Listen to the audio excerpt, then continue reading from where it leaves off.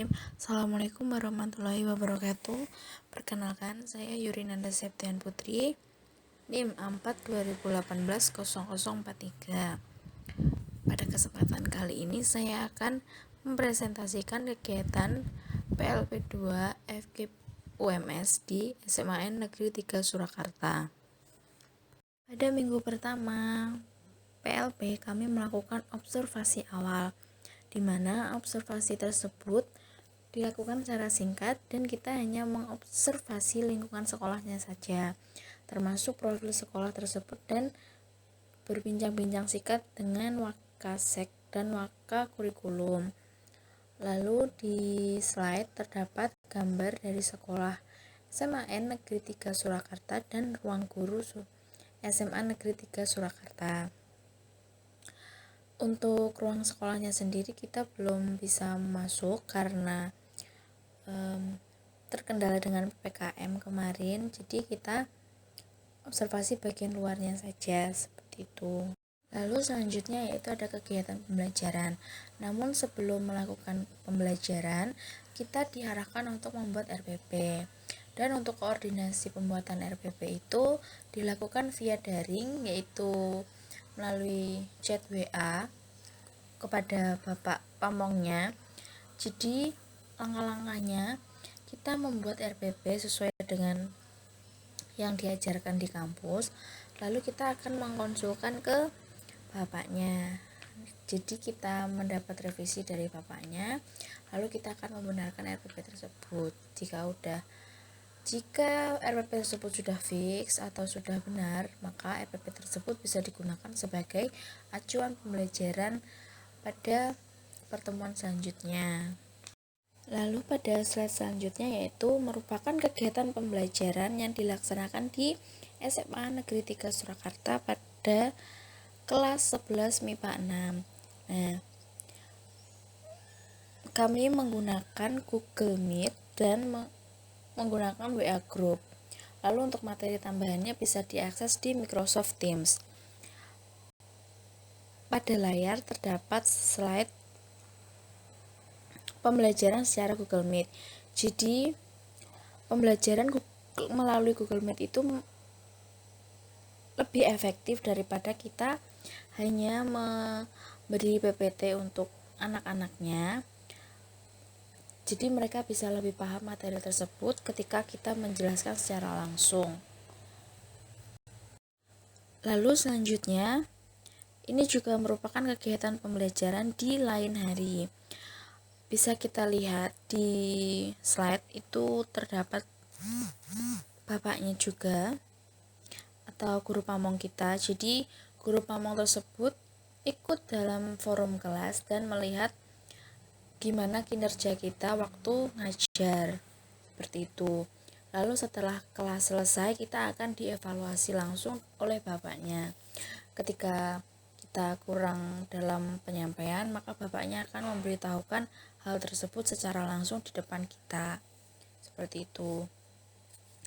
Untuk pembelajaran kali ini kita datang langsung ke sekolah, jadi kita ngajarnya melalui lab, namun penyampaian materinya melalui Google Meet dan anak-anak tetap di rumah. Jadi hal tersebut untuk memudahkan kita berkoordinasi dengan guru pamongnya, seperti itu. Lalu slide selanjutnya merupakan cuplikan RPP. Nah, untuk RPP dari SMA Negeri 3 Surakarta sendiri menggunakan RPP 1 lembar yang berisikan tentang pertama ada pendahuluan, kedua kegiatan inti dan penutup. Lalu pada lembar berikutnya terdapat penilaian, seperti itu. Pada kegiatan pendahuluannya terdapat kegiatan yaitu peserta didik memberi salam dan berdoa, lalu guru mengecek kehadiran siswa dan memberi motivasi atau ice breaking dan menyampaikan tujuan dari pembelajaran tersebut dan menyampaikan garis besar secara materi. Lalu untuk kegiatan intinya terdapat kegiatan literasi atau melihat dan mengamati kembali materinya, Lalu ada critical thinking, collaboration, communication, dan creativity. Lalu pada akhir pembelajaran terdapat penutup, yaitu guru dan peserta didik merefleksikan pengalaman belajar pada hari tersebut atau pertemuan tersebut, seperti itu. Pada slide selanjutnya yaitu ada artikel ilmiah yang kita buat yang berjudul Keaktifan Siswa dalam Pembelajaran Biologi menggunakan e-learning di SMA Negeri 3 Surakarta. Yang pertama ada pendahuluan.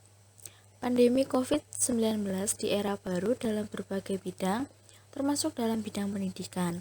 Era baru dalam bidang pendidikan salah satunya dengan adanya pengalihan pembelajaran konvensional secara tatap muka langsung di kelas menjadi pembelajaran daring yang dilakukan melalui jaringan internet. Maka diperlukan solusi untuk menjawab permasalahan tersebut.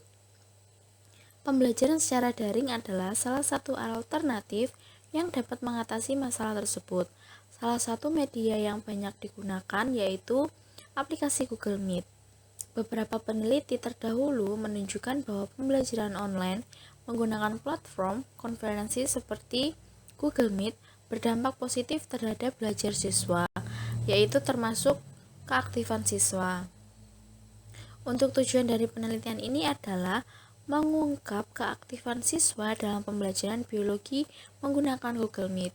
Penelitian ini termasuk dalam kategori penelitian kualitatif dengan pendekatan deskriptif secara langsung dan tidak langsung. Data peneliti ini dikumpulkan dari lembar observasi selama pembelajaran, presensi keaktifan yang diberikan setelah pembelajaran, dan wawancara tentang tanggapan siswa pada gangguan Google Meet pada saat pembelajaran biologi. Lalu yang selanjutnya ada metode penelitian. Jenis penelitian ini yaitu deskriptif kualitatif dengan observasi secara langsung dan wawancara secara langsung. Untuk tempat dan waktunya berada di SMA Negeri 3 Surakarta pada tanggal 26 Juli sampai 4 September 2021. Populasinya yaitu siswa kelas 11 SMA Negeri 3 Surakarta dan sampelnya kita ambil secara acak pada seluruh kelas 11 MIPA di SMA Negeri 3 Surakarta. Lalu selanjutnya ada hasil dari penelitian. Pandemi COVID menyebabkan perubahan tatanan berbagai bidang kehidupan manusia di dunia, mulai dari kesehatan, ekonomi, hingga pendidikan. Kegiatan pembelajaran dilakukan secara jarak jauh agar mengurangi resiko terpaparnya siswa dan guru dari virus tersebut. Kegiatan belajar mengajar mengandalkan beberapa platform digital sebagai media komunikasi dan pemberian materi. Online learning biasanya menggunakan internet yang dikenal dengan internet-based learning dan bisa berbasis website yang dikenal dengan web-based learning. Yang keduanya menggunakan jaringan online yang saling terhubung terus-menerus antara satu pengguna dengan pengguna yang lain. Hasil dari pengamatan menunjukkan bahwa pembelajaran dalam jaringan dengan pengguna yang lain, hasilnya yaitu siswa memiliki pengaruh terhadap keaktifan dan siswa menjadi memiliki rasa keingintahuan yang lebih tinggi, sehingga berdampak pada meningkatnya kemampuan komunikasi. Sesuai dengan pernyataan Thohir 2021, digunakannya WhatsApp Group mempengaruhi hasil belajar siswa. Sebelum menggunakan WhatsApp Group, siswa lebih aktif dalam menghubungi guru melalui pesan pribadi untuk menanyakan mengenai materi ataupun tugas yang belum dikerjakan. Hal tersebut merupakan bentuk keaktifan siswa dalam berkomunikasi dengan guru. Penggunaan media Zoom Meeting atau Google Meet menjadi salah satu media untuk berinteraksi secara sinkronus dan memungkinkan adanya interaksi langsung walaupun dalam jarak yang jauh. Bahan atau materi yang disediakan juga haruslah bervariasi sehingga siswa dapat memahami materi secara keseluruhan. Apabila hanya berupa bacaan, tidak mudah untuk dipahami secara menyeluruh. Para siswa juga mengatakan bahwa proses pembelajaran daring yang monoton menggunakan aplikasi yang terbatas menyebabkan rasa malas dan mengantuk dalam mengikuti pembelajaran. Ditambah lagi dengan banyaknya tugas dan materi namun sedikit penjelasan serta klarifikasi dari guru yang menyebabkan kejenuhan belajar pada peserta didik. Lalu kesimpulan dari artikel tersebut yaitu, berdasarkan pengamatan yang telah dilaksanakan, diketahui bahwa kegiatan pembelajaran secara daring atau dalam jaringan merupakan satu-satunya jalan dalam pelaksanaan pendidikan di era pandemi COVID-19. Pembelajaran daring meningkatkan interaksi siswa dan guru, memberikan kemudahan siswa untuk mengakses pembelajaran dimanapun dan kapanpun. Namun, pembelajaran daring membatasi pengawasan guru kepada siswa dalam kegiatan belajar mengajar. Metode penyampaian juga haruslah bervariasi sehingga tidak membuat siswa jenuh dan meningkatkan pemahaman siswa. Mungkin itu saja penjelasan dari saya. Bila ada salah katanya mohon dimaafkan. Bila taufik wal hidayah, wassalamualaikum warahmatullahi wabarakatuh. Terima kasih.